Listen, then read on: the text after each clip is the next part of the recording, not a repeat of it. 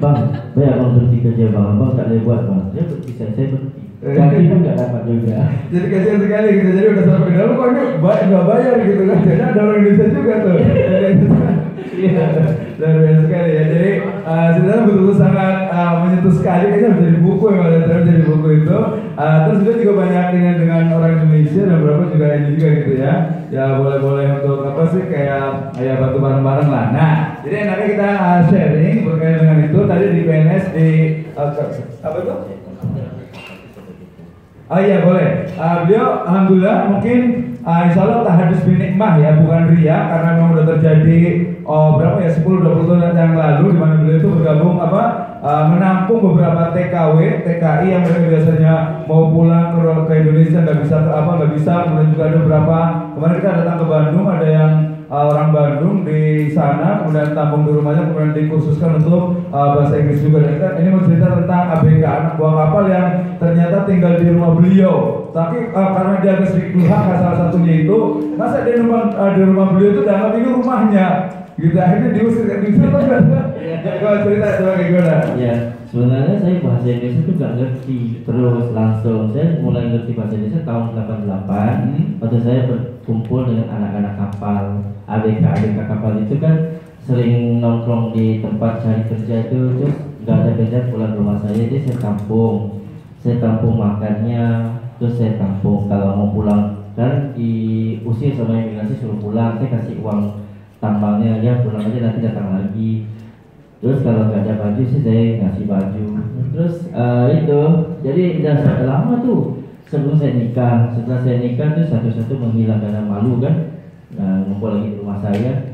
Tapi itu yang saya rasa bahagia lah dapat bantu orang. Terus saya rasa apa yang saya dapat sekarang ini adalah hasil daripada usaha saya berbuat baik kepada orang. Allah Maha melihat, Allah saja membalasnya. Dan sehingga sampai ke hari ini saya baru ziarah teman saya di Bandung, itulah yang justru saya tolong, dan sekarang dia sudah maju. Saya sangat gembira, bahagia dia maju, sudah punya ruko, sudah punya rumah besar. Masya Allah, saya nggak percaya. Itu dulu sama saya itu suka main-main. Saya juga dulu nggak apa-apa, nggak ada ilmu apa-apa, biasa-biasa aja, suka merayap, keluyuran sama waktu berjalan itu. Tapi masing-masing sudah memilih jalan haluan hidup yang bagus. Teman saya itu ABK itu, dan saya alhamdulillah. Itu satu pengalaman hidup saya yang mungkin boleh dicontohi. Jangan loke, loke itu pelit ya. Jangan loke. Insya Allah Allah tidak akan loke kepada kita. Masya Allah, luar biasa sekali. Baik, sekarang kita bisa buka sesi diskusi tanya. Tadi mungkin belum dijawab itu nanti tentang ini ya, tentang bagaimana sih strategi di sana. Atau tadi kan ngomong ini karena jurusannya ekonomi muamalah. Ada yang penasaran sih sebenarnya nih. Sebenarnya gaji Ustadz Muhammad ini berapa sih di PNS? Boleh kasih tahu kan kira-kira ini? Jadi kan jadi kita betul-betul open gitu, terbuka biar tahu lah gitu ya. Berapa sih gajinya sebenarnya tuh? Boleh tahu? Agak-agak tebak berapa sih? Ada yang bisa tebak nggak coba? Coba. Jalan sedikit biar kameranya kelihatan. Coba ada yang bisa tebak nggak gajinya PNS di asisten untuk manajer atau di bidang di kementerian tadi apa, Kementerian Culture, kebudayaan dan youth, masyarakat dan pemuda. Youth itu pemuda ya. Oke, berapa kira-kira gajinya? 10 juta. Oke, tabung dulu. Saya baru bilang 10 juta. Ya apa kira-kira berapa juta? 25 juta. Udah satu kan? Coba yang apa tuh berapa juta kira-kira nih gajinya Ustadz Muhammad ini? Yang PNS, yang di PNS dulu. Nanti ada ngajar di Madrasah Farmase, kemudian juga ada lecture, pensyarah juga di beberapa university di sana. Kemudian juga ada tadi kalau ngajar ngaji itu sana berapa sih sebenarnya? Belum ngajar ngaji setiap hari Selasa ya, terus ya, hari Selasa. Oke, ada yang tahu kira-kira dari 10 juta sampai 25 juta? 15. Hah? 10.000. Yang kerja jadi PNS, beliau PNS berapa tahun? 20 tahun. 20 tahun. Ya 20 tahun di PNS, kemudian beliau juga punya namanya itu Dana Caruman. Dana Caruman nanti boleh cerita juga nanti model dari apa ya, government di Singapura. 15, 20, ada yang lebih tinggi lagi? 50. Ya, silakan saya jawab kira-kira. Saya kalau biasanya orang nggak suka tentang gaji kan, tapi kalau saya sih untuk menginspirasikan harus saya cerita. Karena mungkin antum semua nanti gaji bisa lebih dari saya, insya Allah ya. Amin, amin, ya Allah. Gaji saya sebagai PNS sebulan itu 30 juta. 30 juta. Jadi saya kaya di sini, saya orang kaya di sini, tapi gak kaya di sana. Di sana itu baru kelas nggak high, jadi baru kelas High. middle. 30 juta itu baru yang PNS ya, belum ada yang lainnya ngajar-ngajar juga. Ya kalau terus yang namanya kita kan menguatkan ekonomi. Jadi alhamdulillah saya diberi peluang untuk dapat kemasukan luaran. Jadi saya ujung-ujung itu ngajar, sekali ngajar itu dikasih 800.000 per jam. 4 jam sama 4 jam 800.000 ya. Nah, tapi dengan ngajar pagi, sore, kadang-kadang ada 3 sesi, tergantung sesinya berapa. Terus kadang-kadang dipanggil untuk ini sebagai pensyarah undangan di institusi pengajian tinggi di sana, di masjid ya. Sekali itu di 1 jam itu ajarnya 1 jam setengah aja, tapi dibayar $120 itu berapa Ustaz? $120 $1.500.000 ya gitu, untuk 1 jam aja itu ngajar tasawuf Islam, ngajar pendidikan Islam, ngajar itu apa tuh tamadun Islam gitu. Oke, jadi terbuka ya Bapak. Jadi dihitung itu tadi sebenarnya bukan 30, jadi $3.000. $3.000 itu kali itu sekitar sebenarnya 35 sampai 40. Kemudian ketika ada sampingannya itu katanya bisa lebih jadi 40. Jadi kurang lebih itu 100 juta itu udah biasa gitu. Jadi sekitar 100 juta itu per bulannya. Tapi kita belum tahu juga nih, 100 juta nih kebutuhannya kira-kira berapa di sana nih? Kebutuhannya berapa nih kira-kira nih? Ya, makanya saya bilang saya bukan kaya di sana karena kebutuhan hidup di sana sangat tinggi. Contohnya untuk ini, untuk uang tong sampah aja, kita kan buang sampah itu kan harus dibayar sebulan 600.000 bayar untuk buang sampah aja. Nah, kalau listriknya itu 1 bulan $300. Ya, jadi satu itu 3 juta listriknya aja.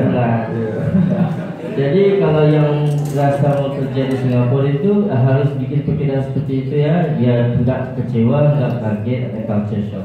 Tapi bisa hidup kok, itu bumi Allah ya. Apapun jumlahnya kita bisa hidup, kita bisa bahagia. Saya bahagia alhamdulillah.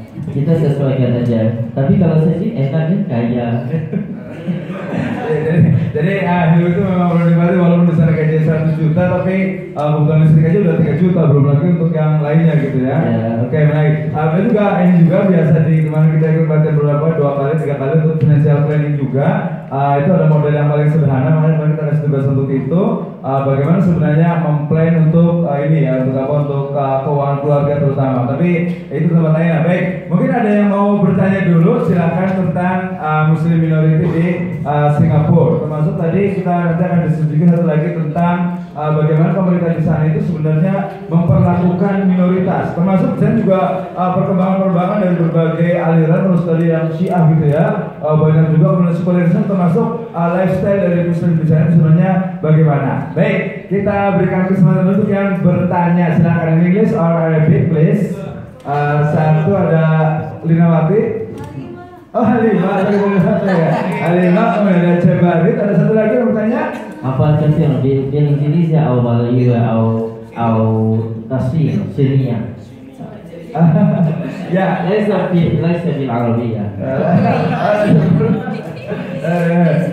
Oke, kita mulai dari Halimah, please come forward maybe. Assalamualaikum warahmatullahi wabarakatuh. Waalaikumsalam warahmatullahi wabarakatuh. Perkenalkan, nama saya Siti Halimah dari jurusan Muamalah angkatan 14. Saya ingin bertanya Pak, Ustadz, terkadang orang yang memiliki keterbatasan itu memiliki semangat yang tinggi. Nah, keyword yang bisa Bapak berikan motivasi kepada kita, bagaimana caranya supaya bisa memiliki semangat seperti Bapak dan bisa menembus PNS dengan mudah, karena tidak menutup kemungkinan dari sini kita juga ada yang ingin seperti PNS itu, namun kita tidak dapat memungkiri bahwa masuk PNS itu memang jalurnya sangat sulit. Katanya harus ada menggunakan orang dalam atau yang lain sebagainya. Nah, ya kalau di Indonesia, bagaimana sih tips Bapak untuk mencapai hal tersebut, dan pernah nggak sih ada rintangan yang Bapak rasakan ketika Bapak menjadi minoritas di sana, terus bagaimana cara solusinya gitu untuk menghadapi hal tersebut? Terima kasih. Wassalamualaikum warahmatullahi wabarakatuh. Waalaikumsalam warahmatullahi wabarakatuh. Alhamdulillah, sangat baik ya soalan itu, karena soalan itu semua bersangkutan dengan saya. Oke, pertama keyword atau kata kunci yang saya pegang sampai ke hari ini untuk menjadi PNS atau apa saja yang saya ingin capai, yaitu yakin. Yakin, senang saja yakin.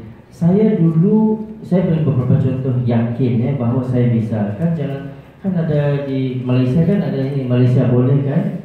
Jadi kalau saya boleh.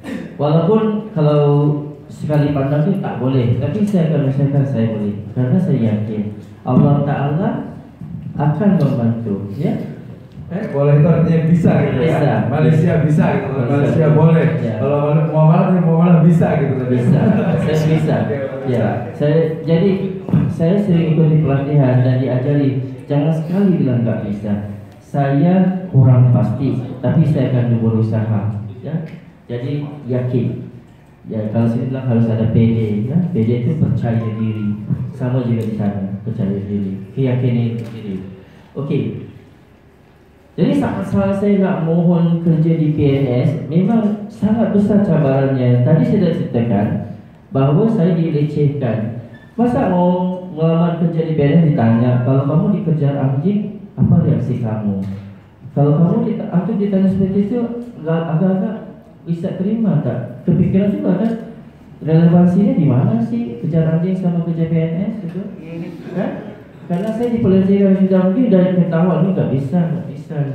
Karena di dalam formulirnya udah ditanya kamu ada disabilitas tidak. Jadi saya kan tulis saya ada disabilitas. Disabilitas saya ialah saya hanya memandang satu mata. Matanya cuma satu aja. Itu pun tinggal 10%. Saya 10%. Saya memandang hanya satu mata saja dan hanya 10%. Ya.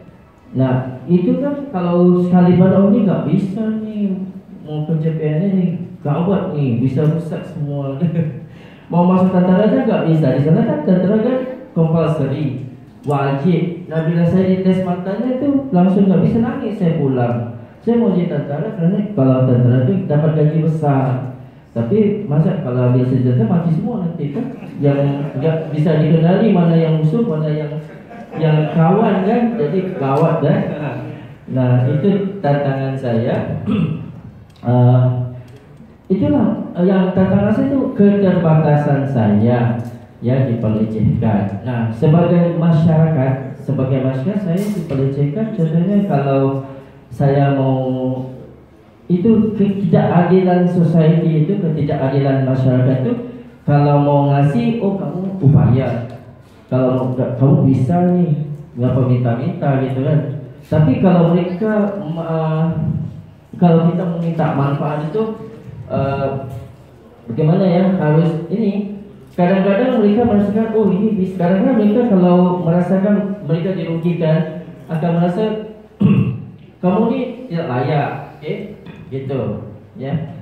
Sepertinya suka-suka hari ini saya merasa kamu nih OKU. Besok-besok kamu tak OKU, gitu nggak boleh. Kalau OKU itu OKU terus. Bagaimana saya menidakkan atau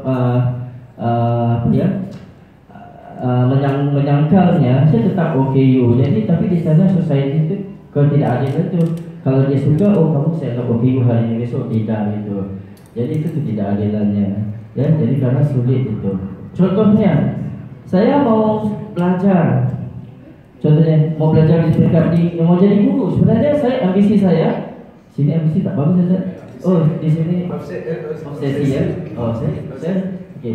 Dan obsesi saya menjadi seorang guru sekolah. Tapi di sana guru sekolah tidak boleh OKU atau OKU penglihatan, harus bisa melihat.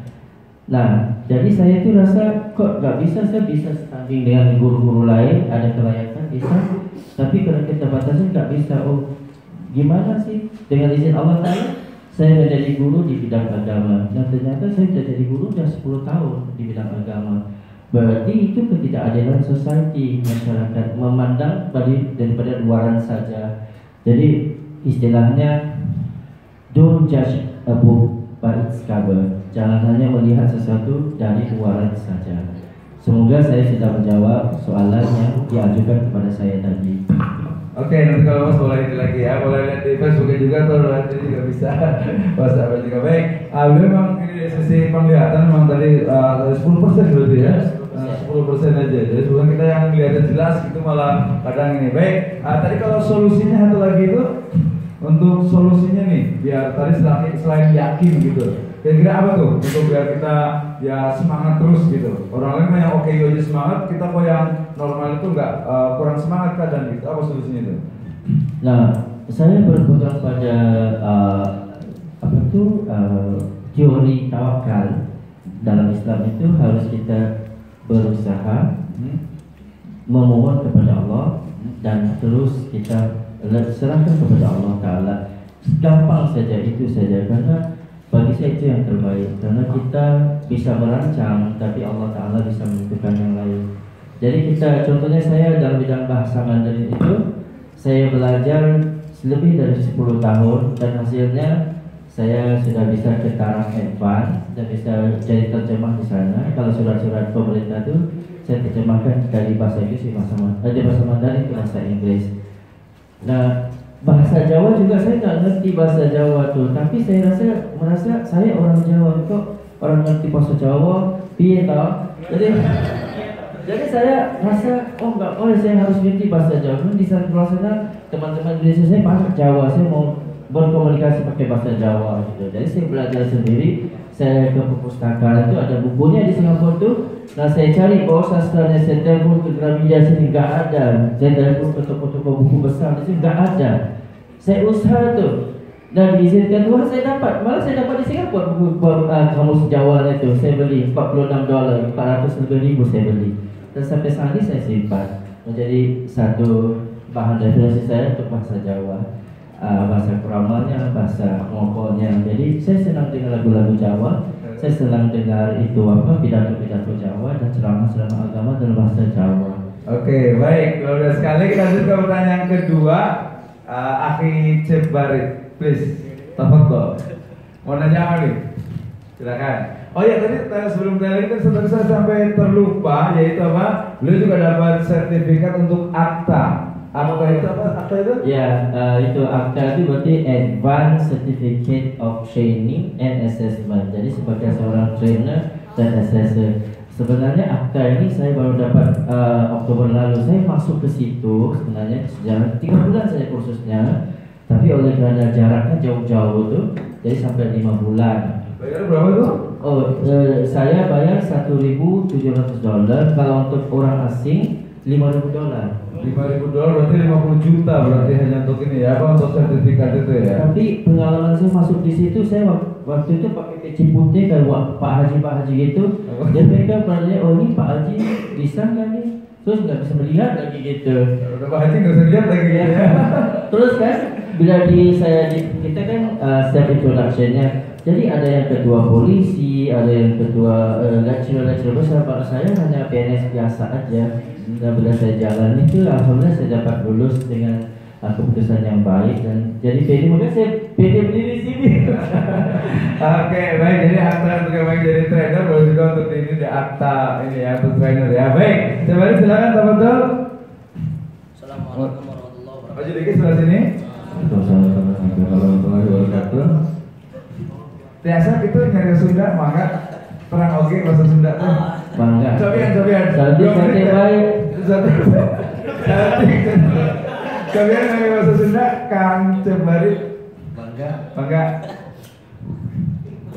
Ulangi lagi. Assalamualaikum warahmatullahi wabarakatuh. Waalaikumsalam warahmatullahi wabarakatuh. Nepankan simpuring. Nepankan simpuring Cebarit. di angkatan 14 muamalah pidoana sadayana mudah-mudahan tahun hareup tahun payun tiasa luluy. Amin. Anu pada ditumaroskeun ngatos tuh Pak. Ngatos satu.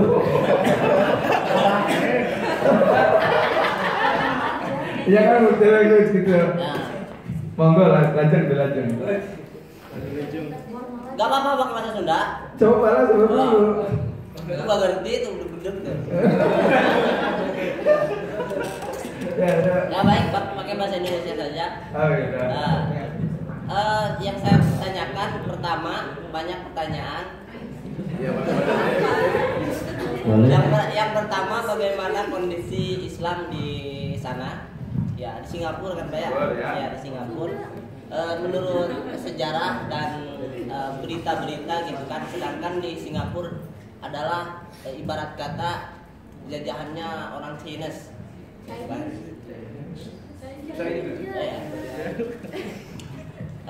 Bagaimana kondisi di sana?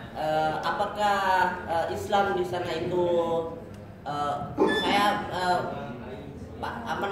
minoritas apa mayoritas gitu kan? Mayoritas udah tahu jawabannya. Jangan kayak gini Pak. Kan cuma 14%. Oh iya. Iya udah jelas. Berarti orang-orang Melayunya kan di sana kan penduduk aslinya orang Melayu kan ya? Ya. Orang Melayu. Nah, kalau namanya orang Melayu pasti dominannya dengan Muslim gitu kan. Satu itu, kedua bagaimana organisasi Islam di sana, perkembangan organisasi Islam di sana. Seperti kan contoh di Indonesia ada organisasi Islam yang emang yang membimbing masyarakatnya gitu kan, lebih kuat dalam akidah, terutama dalam masalah amaliyah. Tadi kan yang dipaparkan oleh Pak Misno dan Bapak juga adanya Syiah, adanya Sunni gitu kan, banyak lah. Dan yang saya pertanyakan apa yang lebih utama gitu kan, organisasi apa yang ditonjolkan di sana? Kalau di Indonesia kan ada Muhammadiyah, ada NU, seperti itu.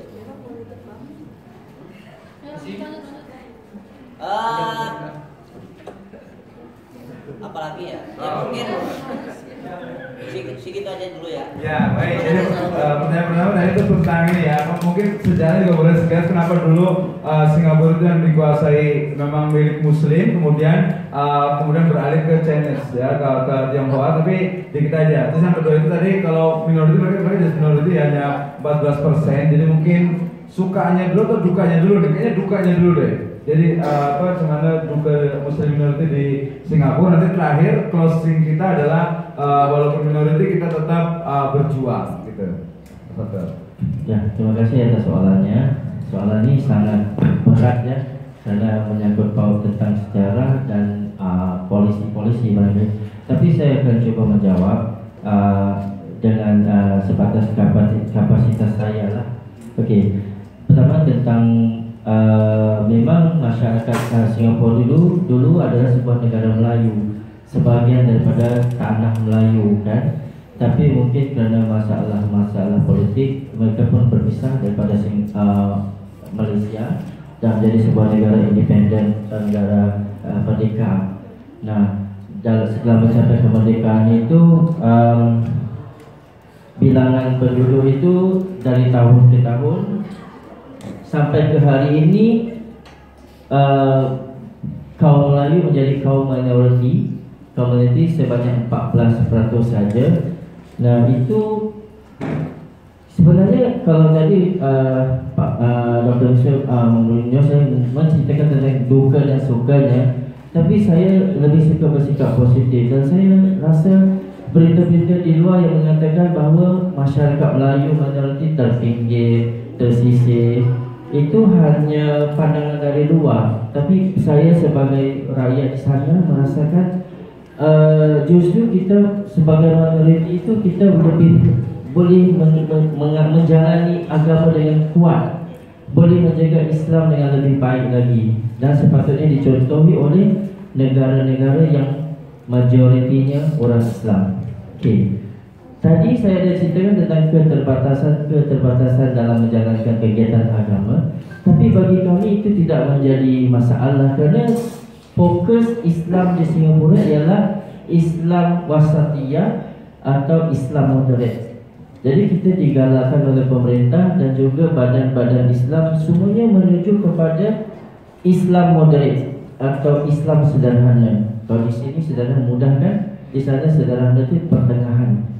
Okey, jadi Islam sederhana itu tidak terlalu ekstrim dan tidak terlalu longgar. Maka saya merasa bangga sebagai rakyat Singapura. Saya perhatikan orang-orang Islam di sana itu berfikirannya moderate. Jadi jarang ada dengar orang Singapura yang nak ke tempat-tempat tertentu untuk melakukan jihad. Kalau ada pun dia akan ditangkap segera. Dan ya di sana kan ada MUIS, Majlis Agama Islam. Jadi orang Islam di sana di bawah payung Majlis Agama Islam Singapura yang menjadi salah satu departemen di Kementerian Kebudayaan, Masyarakat dan Belia. Nah, jadi MUIS itu dia memantau, dia memberi kita, dia ada mufti di sana. Kita ada mufti di sana yang kita mengikuti fatwa-fatwanya, dan secara umum di Singapura itu Islamnya itu Islam moderate. Jadi kalau kita nak tengok ekstrim di sana itu sepertinya tak ada. Oke, ya dulu tak. Jadi tadi kalau di Singapura itu, jadi sangat salah satu dukanya mungkin kalau kita lihat itu. Jadi kalau di sini Kementerian Agama, di sana nggak ada Kementerian Agama, tapi Direktorat Keagamaan yang disebut MUIS, Majelis Ugama Islam Singapura itu hanya di bawah kementerian. Dan semua kebijakan itu pasti Kementerian Kebudayaan, jadi agama itu dianggap sebagai budaya, gitu ya. Tapi ya memang ambil positifnya karena nggak mungkin lagi mau gimana lagi, gitu kan. Akhirnya nanti ya udah, jadi semua kebijakan itu dari MUIS dan semua diatur oleh Kementerian Kebudayaan, kemudian nanti kembali ke pemerintah. Tapi ada satu hal yang menarik, ada yang tahu tidak bahwa ternyata Perdana Menteri Singapura itu Muslim ya, awal pertama, betul tak? Presiden. Ya, jadi presiden pertama Singapura itu adalah Muslim, siapa namanya? Yusuf Ishak. Ya, ini luar biasa sekali. Tapi ya makanya nanti salah satu hikmahnya adalah kita harus berjuang di setiap lini. Kalau tadi tanya sana, berarti sana adalah Islam wasatiyah. Kita juga di Tazkiyah juga sini sama Ustaz. Di Tazkiyah ini kita ingin ya Islamnya wasatiyah, dalam artian itu ya kita seimbang lah, tidak ekstrim. Bom itu pasti nggak ada, pasti ya. Kita nggak itu. Kemudian juga terlalu tradisional atau terlalu sektarian juga kita tidak suka juga. Pokoknya yang lebih modern, kita akan menuju ke sana. Gitu ya. Lagi yang saya ngerti tentang badan-badan Islam yang dipertanyakan. Kalau di sini ada NU, ada Muhammadiyah, ada Persis, ada apa lagi? Saya lupa ya. Ada LDII kan. Saya suka cari tahu tentang apa itu Persis, apa itu LDII. Kalau di Singapura cuma ada dua saja, yaitu kalau kita mengikut perlembagaan agama di sana, kita mengikuti mazhab Syafi'i dan akidah Asy'ariyah dan Maturidiyah. Dan kalau akhlaknya itu, akhlak tasawufnya itu Al-Junaid Al-Baghdadi. Jadi itu yang umumnya, kalau itu mainstream Islam. Tapi di sana ada majority yang mengikuti aliran Muhammadiyah. Tapi kita aman-aman saja. Kita rasa kita satu rukun Islam tanpa ada perselisihan sedikit pun, insyaallah. Ya, jadi di sana itu memang ada kecenderungan juga. Jadi karena ya biasalah kalau secara minoritas itu ya mungkin kalau sini NU ya, NU gitu kan. Nah, tetapi kalau mamanya ada juga beberapa perkembangan, dan ada beberapa Syiah juga sudah masuk di sana, karena kan di sana tuh bebas, mau agama saja mungkin tidak mengganggu gitu kan ya, bebas. Yahudi juga ada juga sana ya. 9 agama di sana. 9 agama. Jadi kalau kita baru 6 ya. Nah, itu atau 7 lah kita yang tahu Yahudi itu jadi diambil juga. Nah, tapi kalau namanya MUIS-nya, MUIS itu agak dia karena ini agak campur dengan apa, liberal ada nggak sih? MUIS itu sebenarnya dia ada perlembagaan atau AMLA, Administration of Muslim Law. Di situ ditetapkan mazhabnya apa gitu. Kalau ya. Tapi kalau yang tentang hal-hal liberal atau apa tuh memang sudah ada, tapi tidak begitu menonjol seperti di Indonesia lah, karena di sana pemerintahnya sangat menitik beratkan tentang kehidupan harmoni dan kehidupan security atau selamat. Oke, ya. Termasuk nanti kalau dari segi kebijakan rumah itu di sana itu kalau dalam satu flat, satu apartemen itu muslim itu tidak boleh lebih dari sepertiga. Ya bahkan bukan saja, jadi kalau ada satu apartemen besar, itu muslimnya itu tidak boleh lebih dari sepertiga ya. Dia begini, dia ada kota. Contohnya di satu lantai itu kalau ada 8 rumah, jadi muslimnya boleh ada 3 atau 3 saja. Jadi Cinanya mungkin 5 atau muslimnya 2, India 1, Cina 1. Kita begitulah cara kotanya supaya tidak ada encroachment. Kalau di sini kan ada kampung Arab, kampung Jepang, apa kampung itu di sana tidak diperbolehkan encroachment, karena encroachment ini boleh menggalakkan sikap kesukuan yang nantinya boleh menjadi satu komplot untuk menyerang apa yang kita dulu itu. Ya, jadi itu kebijakan secara kependudukan. Jadi satu lantai, bahkan bukan satu apartemen itu juga sama. Jadi satu floor itu kalau namanya ada 9 atau 8 rumah muslim itu nggak boleh lebih dari 3. Rata-rata tuh ada 2 atau 1 apartemen juga sama, sehingga nanti di sana itu untuk bangun masjid itu agak lumayan ini ya, agak sulit gitu ya. Iya, harusnya juga gitu. Baik, silakan ada lagi. Terakhir, sumber pendidikan bagi generasi Islam itu apa? Kan kalau di Indonesia itu banyak. Ada tingkatan pesantren yang utama, kedua tingkat pendidikan umum, ada juga agamanya seperti itu. Kalau di sana seperti apa? Oh baik, alhamdulillah. Ya ini kan yang ini ya Ustaz di bidang pendidikan atau Islam. Iya, coba. Oke. Di sana oleh karena dia kecil, jadi kalau dengan apa yang saya cerita ini skalanya kecil sekali. Di sana cuma ada 2 jenis pendidikan Islam, yaitu sistem pendidikan madrasah sepenuh masa. Sepenuh masa kita ada 6 madrasah sepenuh masa, yang seperti di sinilah madrasah penuh ya. Dan madrasah sepenuh masa itu dari peringkat ibtidaiyah sampai menengah dan sampai aliyah. Dan setelah aliyah itu mereka biasanya keluar negara di Mesir, di mana-mana negara Arab untuk menyambung pelajaran S1. Di Singapura sejauh ini tak ada S1 ya.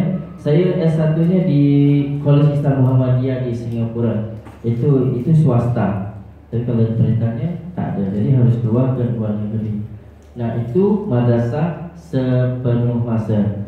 Dan satu lagi pendidikan Islam untuk masyarakat kita di sana ialah madrasah separuh masa, yaitu yang diadakan pada hujung minggu, Sabtu minggu, kelasnya 3 jam. Setiap sesi itu 3 jam.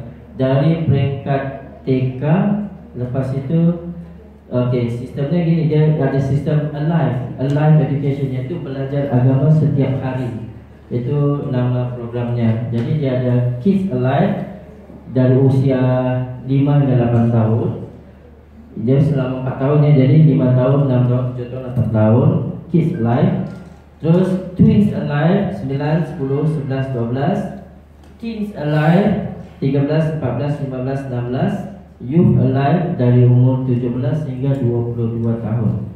Jadi itu komplitnya. Dan setelah itu mereka bebas untuk kemana, sama ada untuk mengikuti pengajian tinggi di situ, swasta, S1 atau keluar